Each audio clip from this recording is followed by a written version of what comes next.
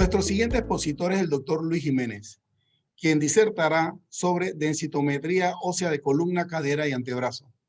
El doctor Luis Jiménez, procedente de Costa Rica, es médico cirujano, médico especialista en endocrinología, formado en la Universidad de Costa Rica, entrenamiento en bomba de infusión de insulinas portátiles en Corea del Sur, diplomado en enfermedades óseas y metabólicas que afectan el esqueleto de la Universidad Autónoma de Baja California. También está acreditado como ultrasonografista e intervencionista para ultrasonogramas de cuello. Pertenece al American College of Endocrinology y también es médico certificado por densitometría clínica desde 1998 a la fecha. Tiene un posgrado en farmacología, nutrición y suplementación en el deporte. Y también es presidente de la Federación Costarricense de Remo. Actualmente es director médico del Centro de Especialidades Médicas Pinares, con amplia experiencia en densitometría ósea. Con ustedes, el doctor Luis Jiménez.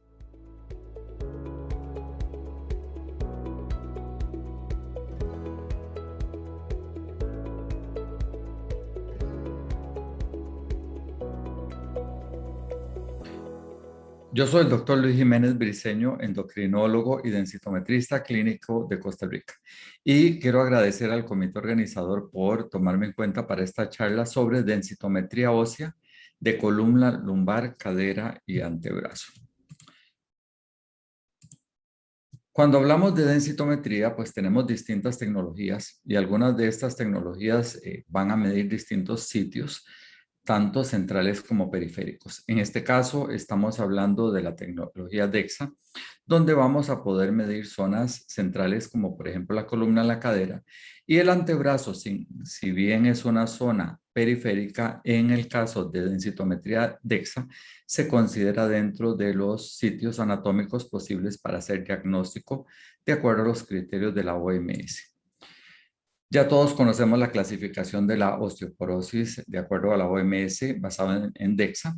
Y nada más, pues es importante reconocer que en estas zonas vamos a poder utilizar estos criterios tanto en columna, cadera y antebrazo. Ahora, en la práctica clínica, aquellos médicos que reciben densitometrías a veces pueden quedar un poquito con dificultades o algún tipo de interrogante con respecto a por qué algunas zonas nos dan información diversa. Por ejemplo, aquellos pacientes que en columna tenemos osteoporosis, pero que tal vez en cadera no. Lo importante es reconocer en estas zonas es que el hueso en sí está hecho por dos tipos de hueso. Básicamente, hueso trabecular o esponjoso y hueso cortical o compacto. En esta gráfica vamos a ver, por ejemplo, en esta tabla, estos sitios que nos interesan. Por ejemplo, la columna PA en DEXA, el 66% es hueso trabecular o esponjoso. El cuello femoral es un 25% hueso trabecular o esponjoso y la región del 33% del radio es un 1%. ¿Esto por qué es importante? Porque estos dos compartimentos, el hueso esponjoso y el hueso cortical, se van a comportar distinto según la patología o la condición que tengamos enfrente. Por ejemplo, en el caso de la mujer posmenopáusica, la columna va a ser la primera en desmineralizarse por el alto contenido de hueso trabecular, mientras que, por ejemplo, el radio no. En otras condiciones como el hiperparatiroidismo, que es una condición que nos va a afectar principalmente el hueso cortical, vemos que, por ejemplo, el 1% es trabecular, es decir, el 99% del hueso del radio va a ser cortical. Entonces, por eso es importante que esta zona nos van a hablar de qué está sucediendo en esos dos compartimentos y de ahí pues saber cómo interpretar los resultados. Ahora, cuando hablamos de las posiciones oficiales de la ISCD, de la International Society for Clinical Densitometry, vamos a ver algunas de estas recomendaciones que ellos dan. Y lo primero que nos mencionan es que tenemos que medir la densidad mineral ósea tanto en columna como en cadera en todos los pacientes. Son dos zonas anatómicas que tenemos que medir. Y el antebrazo se va a medir, por ejemplo, en pacientes en los que la columna y o la cadera no se pueden medir o interpretar. Por ejemplo, si tenemos una paciente que tiene prótesis en ambas caderas, ya esas caderas no van a ser válidas, entonces tendríamos columna como una zona, pero siempre se requiere por lo menos 2 zonas, entonces mediríamos antebrazo como una zona alternativa. También el antebrazo, como les mencionaba hace un rato, en hiperparatiroidismo. En hiperparatiroidismo, al haber más afectación del hueso compacto cortical, en columna no vamos a ver tanta afectación, en cadera tampoco, quizás en cuello femoral un poco sí, porque es un 75% hueso cortical, pero en antebrazo es el sitio donde vamos a encontrar la osteoporosis, la mayor afectación de ese hueso. Y en pacientes obesos también el antebrazo puede ser de utilidad. Hay algunos pacientes obesos que no pueden subirse a la camilla porque quizás el equipo no tolera el peso. Entonces tendríamos que utilizar el antebrazo en muchas ocasiones incluso como el única zona, que no es lo adecuado porque deberíamos tener 2 zonas, pero en esos pacientes no tendríamos más remedio que medir esa área. Entonces vamos a empezar a hablar sobre columna lumbar. En densitometría hay algo que es crucial y es básicamente el entrenamiento que tenga el técnico y el médico que están interpretando. No es un estudio donde nada más acostemos el paciente, el software hace y el equipo hacen todo y entonces tenemos un resultado que imprimimos e interpretamos como si fuera algo automático. Así no es. Tiene que haber un entrenamiento adecuado del técnico para que la paciente o el paciente sean colocados adecuadamente, que vayamos a ver cualquier condición que pudiera estar afectando ese resultado y por otro lado, que ese resultado sea reproducible. Siempre en medicina hablamos no solo de la exactitud de un equipo, sino de la precisión. La precisión se refiere a que si yo estoy haciendo un estudio de densitometría hoy y quiero ver con la terapia cómo va evolucionando esa paciente dentro de un año, el estudio tiene que ser reproducible. Ojalá el mismo equipo, el mismo técnico, utilizar el mismo posicionamiento, todo para que no haya alguna variante que nos pueda dar una información incorrecta. En el caso de la columna, tiene que haber una colocación óptima. La columna tiene que estar centrada, tiene que estar recta, no ladeada. Pues vamos a tener algunos pacientes que quizás tienen escoliosis, pero en general tenemos que tratar de ser lo más consecuentes para que pueda ser la columna colocada adecuadamente. Ambas crestas ilíacas van a ser visibles. En este caso, esto es una radiografía, no es un estudio de EXA, pero lo traigo acá para por lo menos ver las zonas anatómicas y tiene que incluirse la mitad de L5 y la mitad de T12. Entonces, esas son pues las recomendaciones básicas para tener por lo menos un scan, por lo menos con el área de interés adecuada. Entonces, cuando recibamos una densitometría, tenemos que ver si está correcto el posicionamiento, está recta, comparar con estudios anteriores por cualquier cambio que haya habido con el tiempo, si las regiones están adecuadamente identificadas, si este es L1 realmente, L2, L3, L4, porque en ocasiones el técnico puede errar y puede decir que esta sea L1, por ejemplo. Si existen algunos otros problemas que podemos ver a la hora de la imagen, si hay fracturas, si hay cambios degenerativos. En algunos casos habrá que hacer alguna radiografía si tenemos duda de algún aplastamiento y si hay posibles artefactos y es lo que vamos a discutir también en la charla de hoy. En densitometría hay que recordar que si bien la imagen no es para uso diagnóstico, sí hay algunos aspectos que debemos conocer. Aquí veremos, por ejemplo, cómo son las vértebras lumbares vistas normalmente y así es como las ve el equipo de densitometría. El equipo va a tomar una imagen que realmente no es exacta porque va a eliminar ciertas áreas del hueso para hacer sus mediciones. Entonces, estas formas, el técnico tiene que conocerlos incluso para poder identificar cuál es cuál vértebra.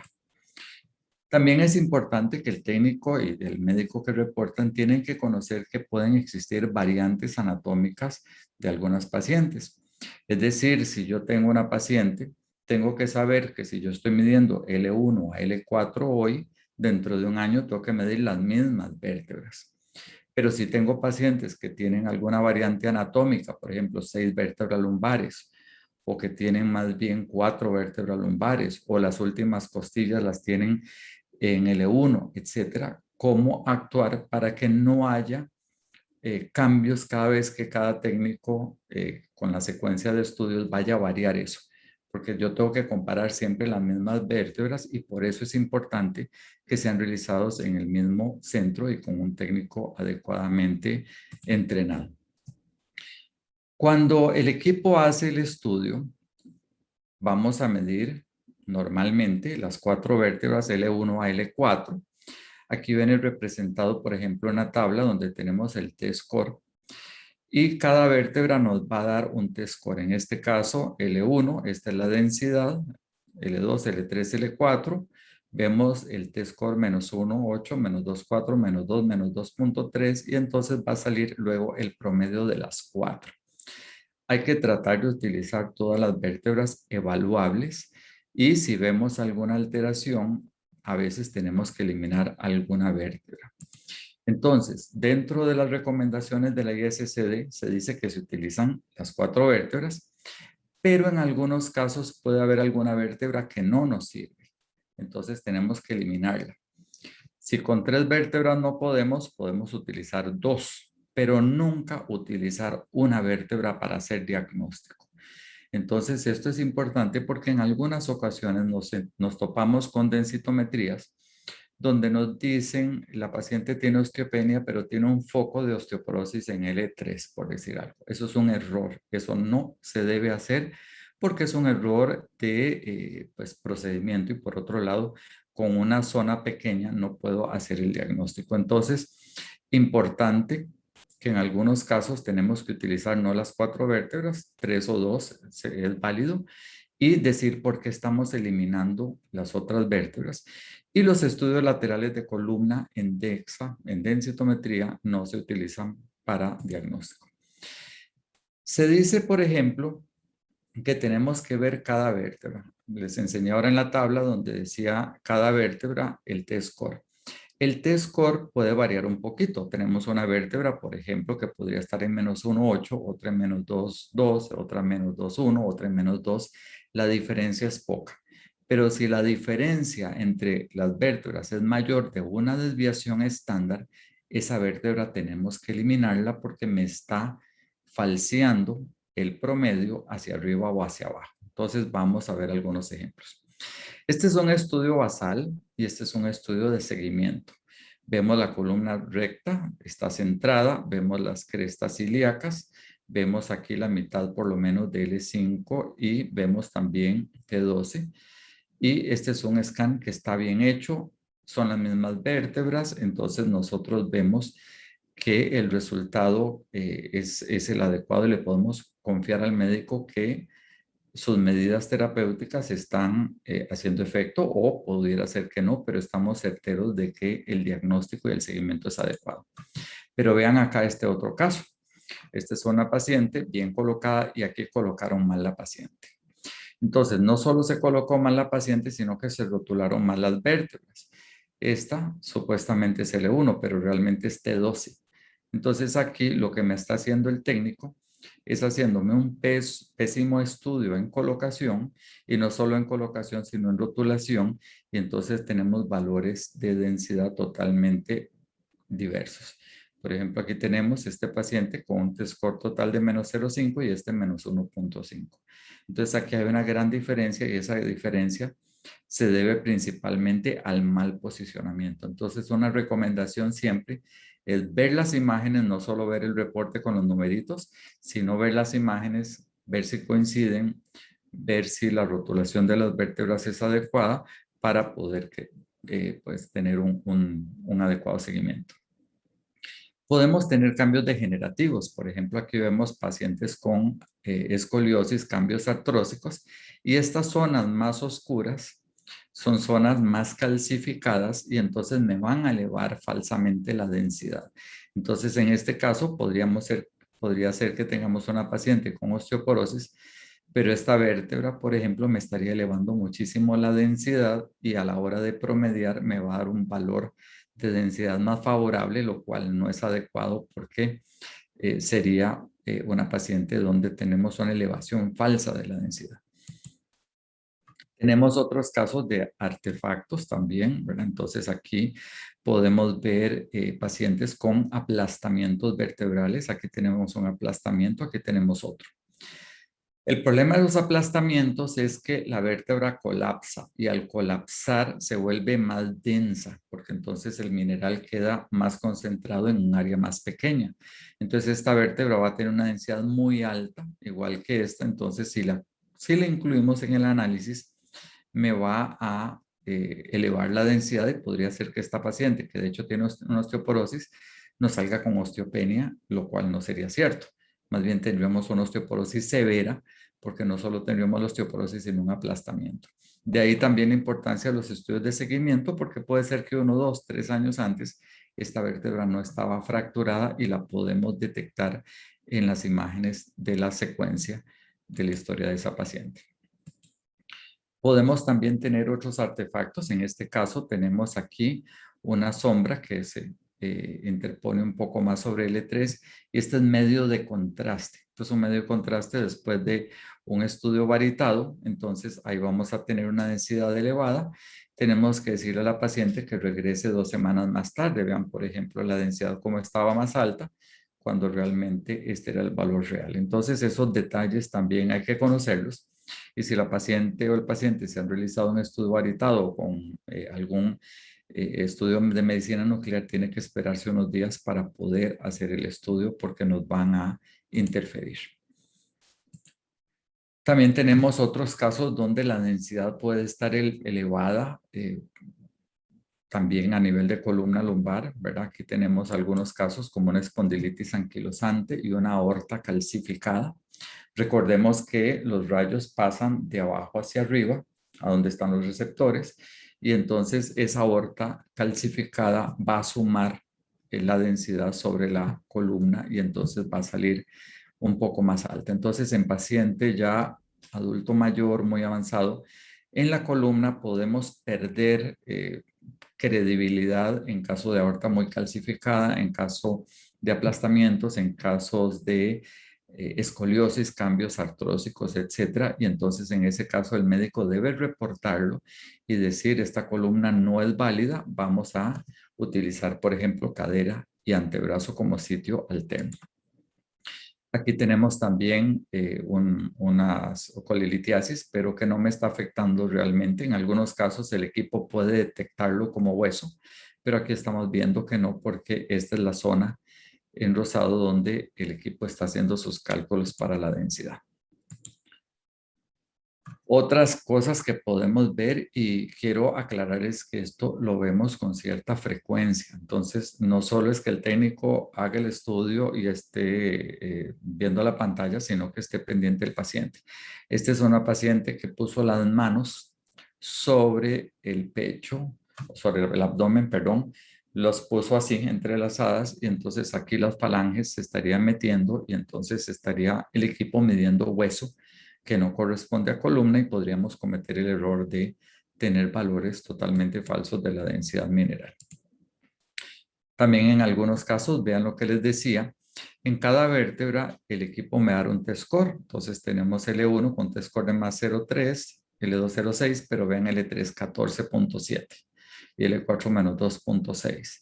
Entonces, básicamente, esta es una columna que no es tan válida para diagnóstico y esto es un material de relleno después de una cifoplastía. En otros casos, vean acá, por ejemplo, donde tenemos menos 1,6, menos 1,6, menos 2, estas tres vértebras se encuentran dentro de la variabilidad permitida de una desviación estándar, pero está menos 3.1. Esta es una paciente que tuvo una cirugía de hernia discal, una laminectomía, entonces esta vértebra se debe eliminar del análisis y reportar solo estas tres. Entonces, también tener en consideración la historia quirúrgica en estos pacientes. Vemos otro artefacto. Aquí vemos, por ejemplo, el estudio basal y 2 años después. ¿Qué pasó acá? Porque vemos esta L4 de esta forma. Esa es una metástasis osteoplástica de un cáncer de próstata.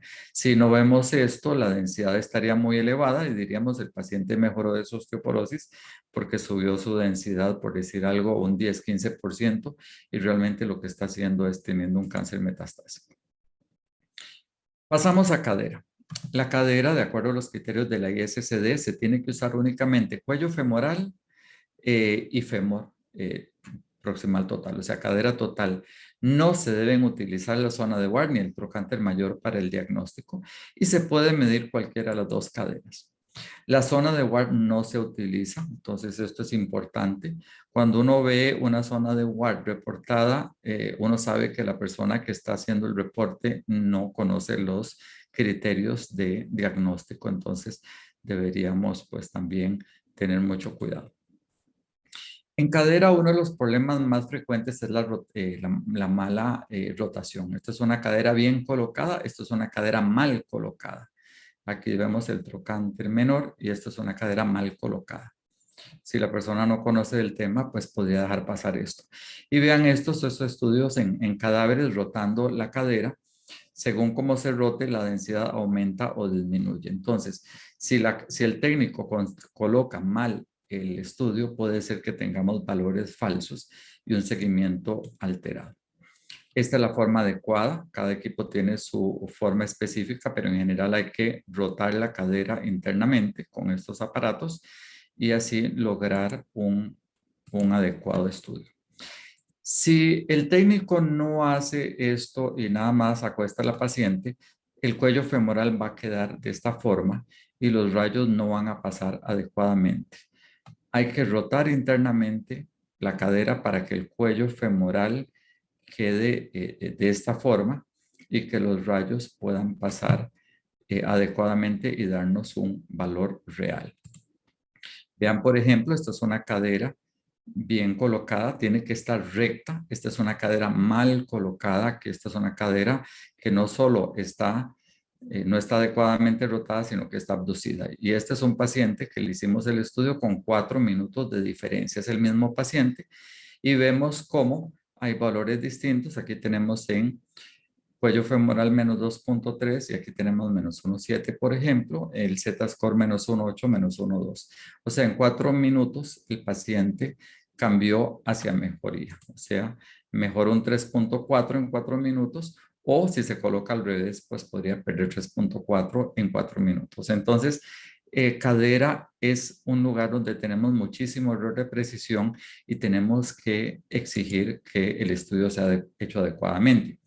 Podríamos tener, por ejemplo, pacientes que tienen pastillas o alguna cosa en sus bolsos. Aquí tenemos en los bolsillos unas cápsulas. También pacientes con artefactos de movimiento, calcificaciones en tejidos blandos. Aquí también tenemos un caso frecuente que son pacientes obesos que tienen un panículo adiposo. Aquí se ve la sombra. Entonces, a la hora de medir, la densidad va a ser más alterada, va a ser más baja. Le dijimos al paciente que levante y sostenga con sus manos el panículo adiposo y aquí tenemos un valor, el valor real. También vean acá, este es un cuello femoral que está mal colocado, aquí está bien colocado, entonces como hay una diferencia por mal colocar las coordenadas donde tienen que ser. También esta es una paciente que tiene una silicona, entonces las siliconas podrían también inducir error porque es material denso.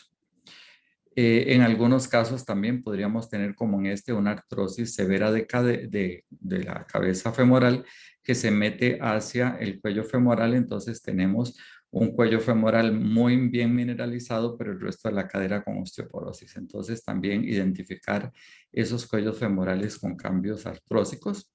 Este es un caso también de un cáncer de próstata metastásico. Aquí vemos en cadera y en columna con densidades muy elevadas. Pero realmente tenemos que pensar que en cualquier paciente que la densidad se le ve muy rápidamente y si tenemos una imagen de esta forma podría ser un problema de esos. Y vamos a pasar a antebrazo. El antebrazo se utiliza solo la zona del 33%, no se utiliza la zona ultradistal ni ninguna otra zona, solo la zona del 33%. Tiene que ser adecuado el posicionamiento recto, ¿verdad? Se utiliza, como le decía principalmente al inicio, en un sitio alternativo en caso de no poder contar con columna y o cadera o en pacientes con hiperparatiroidismo. El paciente tiene que estar bien colocado. Aquí vemos mal posicionamiento, entonces son estudios que no son válidos. También aquí vemos, por ejemplo, en este estudio, donde tiene que ir la línea superior. En este caso, la línea superior quedó en los huesos del carpo. Este es un estudio mal hecho. Entonces también vamos a tener valores diversos porque la zona se nos va a desplazar más distalmente. Tenemos artefactos de movimiento, pacientes con Parkinson, pacientes que no se quedan quietos, pacientes con dolor. Y aquí tenemos otro error que ocasionalmente vemos. Este es el antebrazo izquierdo. Aquí el técnico le dijo al equipo que iba a medir el antebrazo derecho, cuando no es el derecho, realmente es el izquierdo. Y entonces el equipo pone al revés, este es la región de interés. Vean que aquí dice que esta es la zona ultradistal cuando realmente es acá. Entonces tenemos también valores totalmente alterados por un error a la hora de que el técnico le dijo al equipo cuál antebrazo estaba midiendo. Y esto también lo vemos con cierta frecuencia. Entonces, en los estudios densitométricos, el estudio tiene que ser técnicamente adecuado, idealmente en el mismo centro. Debe repetirse siguiendo los mismos lineamientos, el mismo posicionamiento, la misma región de interés, ojalá el mismo técnico. Y solo son comparables los estudios de distintos centros si se hace una calibración cruzada de los densitómetros. Es decir, en nuestros centros eso no es posible. Entonces yo no puedo comparar un estudio hecho en un Hologic que en un General Electric o que en un centro y otro. Tengo que partir del mismo centro. Los equipos, las distintas marcas también tienen sus distintas formas de crear la energía, de las calibraciones, los detectores, las zonas de interés. Vean, por ejemplo, acá en cadera General Electric, aquí vemos Hologic, incluso el cuello femoral, el posicionamiento es ligeramente distinto en ambos equipos. Entonces, para concluir, me interesa muchísimo que recordemos que la densitometría es importantísima para evaluar la densidad mineral, diagnosticar osteoporosis, dar seguimiento a los pacientes. Se utiliza la DEXA como el método estándar y es importante conocer las limitaciones de la técnica y cómo tienen que hacerse los estudios.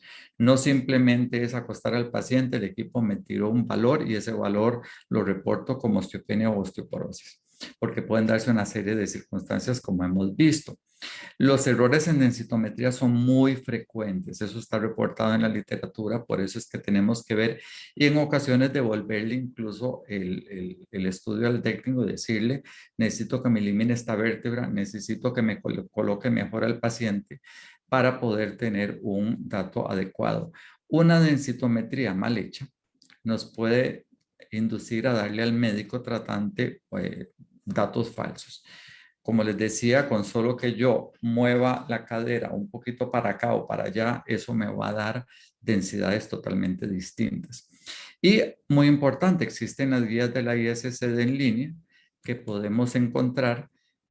Aquí las vemos, las posiciones oficiales para adultos, y ahí podemos leer y saber más de este tema. Así que agradezco mucho nuevamente al comité organizador y espero que esta charla bastante resumida les pueda ser de muchísima utilidad.